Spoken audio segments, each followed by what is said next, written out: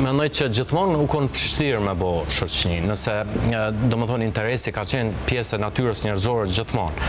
Por nështë tash pak o ma ndryshe se prezenca sociale o ma ndryshe për shkak rrjeteve sociale edhe këto.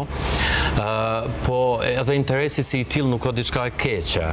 Po tash është aftësia e njerit me pa se deri ku shkon interesi i tjetrit. Nëse shoku ose shoqja po shikon si njeri ose po e qet interesin përpara. Sepse nëse krijohet një raport, një marrëdhënie e bazuar vetëm në interes, çka jap unë dhe çka jep ti, atëherë ajo është transakcion. Ajo nuk është më shoqëni.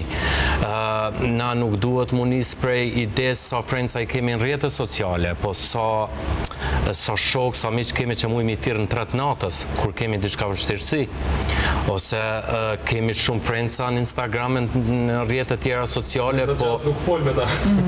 Po shumë pak kemi miq me cilët mujmë i qajt një hall ose me gjetë mbështetjen total. Gjetë mbështetje, domethënë u bë problem tash pak edhe Pse u bë tash problem?